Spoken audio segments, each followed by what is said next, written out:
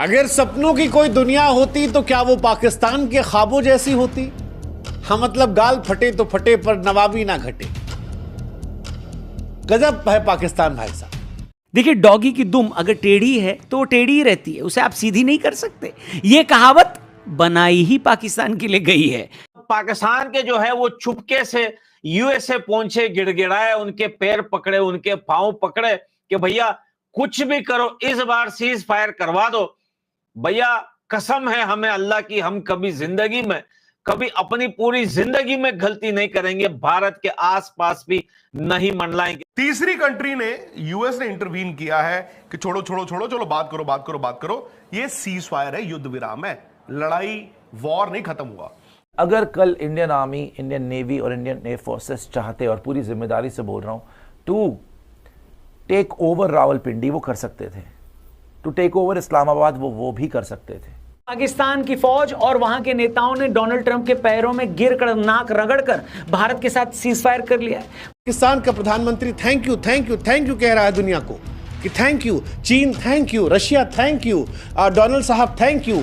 ऐसा लग रहा है पैर छू छू के थैंक यू हो रहा है, हमको नहीं लड़ना तुमसे। और फिर कह रहा जी हम जीत गए।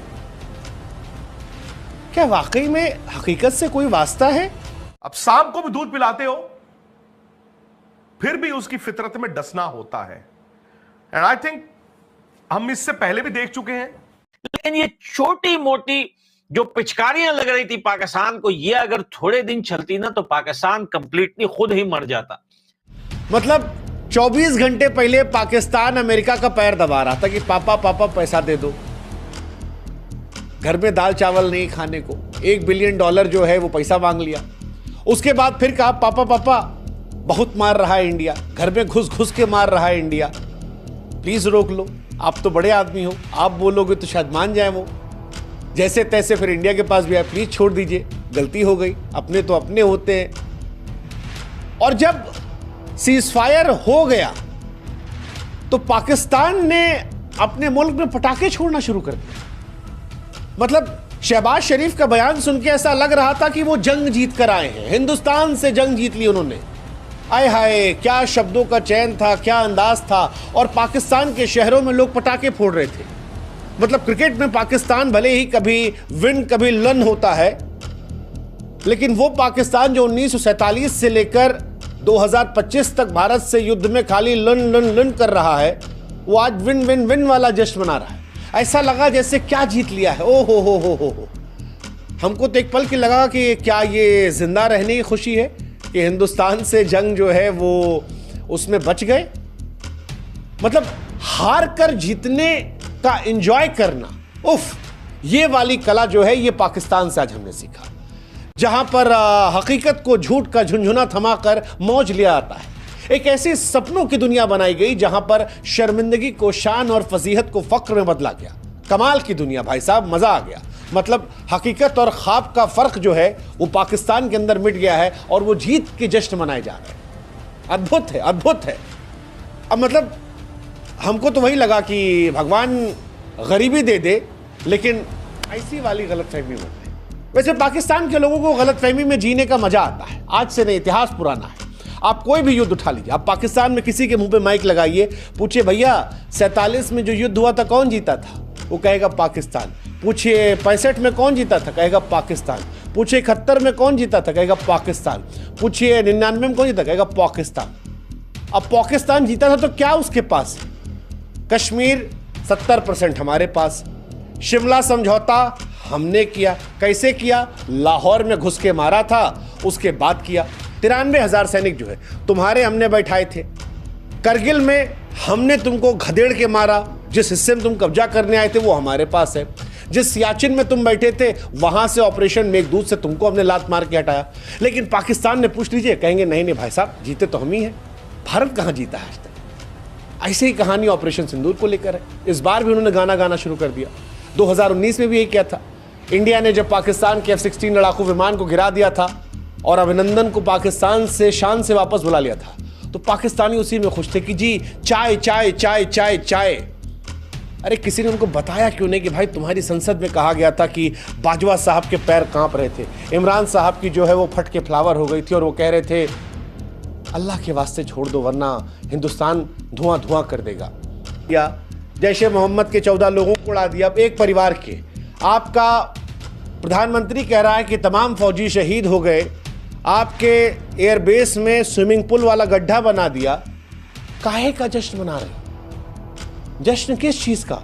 ट्विटर पे अभी एक दिन पहले भीख मांग रहे थे, $1 बिलियन मदद मिली है। तो पाकिस्तान के घर में जाके उसके आतंकवादी ठिकाने को हमने ठोका और उसके एयर डिपो को भी हमने बर्बाद किया। फिर भी यह पाकिस्तानी किस सपनों की दुनिया में रह रहे। यह पाकिस्तानी मीडिया को भारतीय मीडिया ने बता दिया है। और दोस्तों आगे देखिए कि भारतीय मीडिया किस तरह से पाकिस्तान को उसकी असली औकात दिखा रही है। लेकिन ये सीज फायर इस टाइम तो हो गया है क्योंकि पाकिस्तान काफी ज्यादा घबराया हुआ था। आपको पता है कि पाकिस्तान, एक चीज तो साफ पता चल गई, वो लोग जो पाकिस्तान में बैठकर भारत को धमकियां देते थे वो कोई भी नजर नहीं आया। और पाकिस्तान के जो है वो आर्मी को भी ये लग रहा था कि अगर वार हो जाती है पाकिस्तान के भारत के साथ तो ना जाने कितने लोग हमारे साथ खड़े होंगे, कितने पाकिस्तान में जिहादी खड़े होंगे, कितनी बंदूकें लेके आएंगे, क्या पार्टियां आएगी, क्या बॉर्डर पे जो है हल्ला गुल्ला मच जाएगा। लेकिन वैसा कुछ नहीं हुआ, वैसा कुछ नहीं हुआ। ना कोई बाहर निकला, ना किसी ने बंदूकें निकाली, ना कोई बॉर्डर पे आए। भाई सब शांति तक कोई पाकिस्तानी आर्मी का साथ नहीं दे रहा था। तो भैया पाकिस्तान मजबूरन, उसके पास कोई ऑप्शन नहीं बचा। क्योंकि G7 से भी एक खबर आई थी सुबह ही सुबह, आप लोगों को पता है कि उन्होंने भी अपील की थी भारत से। देखिए जो अपीलें हो रही थी वो भारत से हो रही थी। अब पाकिस्तान की मीडिया जो है इस टाइम जो वहां पर पुस्कियां मार रहा है कि भाई भारत ने सीज फायर जो है एक्सेप्ट कर लिया। भैया ये जितने देश थे जो सीज फायर के लिए मना रहे थे वो पाकिस्तान को नहीं, वो भारत को मना रहे थे। ये पिछले 2-3 दिन से जो मिन्नतें हो रही थी वो पाकिस्तान से नहीं हो रही थी, क्योंकि हमला तो पाकिस्तान ने किया ही नहीं है, हमला तो भारत ने किया है। भारत ने मारा है, घुसके मारा है, तपड़े मारी हैं, लाते मारी हैं, भाई जूते मारे हैं, भाई एयर बेस तबाह कर दिया। और पाकिस्तान ने क्या किया? प्रोपेगेंडा कर दिया, 5 जहाज गिरा दिए। और आज जो है 2 सबसे बड़े प्रोपेगेंडे जो आज पाकिस्तान को मुंह की खानी पड़ी, आप इनकी मीडिया पर जाकर देखिए। पहला तो एक्सपोज हो चुका है, वो प्रोपेगेंडा था कि भाई अफगानिस्तान में मिसाइल लगे और DGI-SPR को जो है अपनी टट्टी खानी पड़ी। दूसरा प्रोपेगेंडा कि जो है वो एक महिला ऑफिसर पायलट जो है वो पाकिस्तान ने एक बार फिर पकड़ लिया, अभिनंदन पार्ट 2 वो हमने पकड़। ये 2 प्रोपेगेंडे, कितनी शर्म की बात है ना यार, कितनी शर्म की बात है कि ऑफिशियल मेन स्ट्रीम मीडिया पर और DGI-SPR आकर ऐसी बात करता है। क्योंकि यहां पर इनकी मीडिया जब यहां पर पुस्कियां छोड़ रही थी, सेम टाइम शहबाज शरीफ जो था वो डोनाल्ड ट्रंप के पांव पे लेटा हुआ था और वहां हाथ जोड़ रहा था कि भाई प्लीज कुछ भी करो, पाकिस्तान को बचा लो इस बार। क्योंकि अगर देखिए कहीं ना कहीं मैं एक चीज और भी समझता हूं कि भारत ने गलती कर दी। भाई भारत सीज फायर ना करता, अटैक भी ना करता, मैं ये भी ना बोल रहा हूं कि जंग होती, क्योंकि जंग तो मुझे भी अच्छी नहीं लगती कि जंग हो। इज्जती के बीच पाकिस्तानी पता है किस बात को सेलिब्रेट कर रहे हैं? वो बेचारे इस पर खुश हो रहे हैं कि उन्हें IMF से $1 बिलियन की भीख मिल गई है। वो इस बात को सेलिब्रेट कर रहे हैं कि भारत उन्हें ये भीख लेने से रोक नहीं पाया। अरे छपरियों, तुम किस चीज को सेलिब्रेट कर रहे हो और अपनी जीत मान रहे हो? भीख मिल जाने को? जितना पैसा तुम दुनिया से भीख मांगते फिरते हो उतने पैसों का तो चावड़ी बाजार का हमारा एक सेठ पान खा के थूक देता है। इतने पैसों की तो भारत के बच्चे संडे को कुल्फी खा जाते हैं। इससे ज्यादा पैसों की तो भारतीय बहनें करवा चौथ पर मेहंदी लगवा लेती हैं। इतना पैसा तो मुकेश अंबानी ने अपने एक लड़के के शादी छोड़ो संगीत पर खर्च कर दिया है और तुम ये चिल्लड़ मिलने पर जश्न मना रहे हो। भारत $4 ट्रिलियन की इकोनॉमी है। $4 ट्रिलियन में पता है कितने बिलियन डॉलर होते हैं?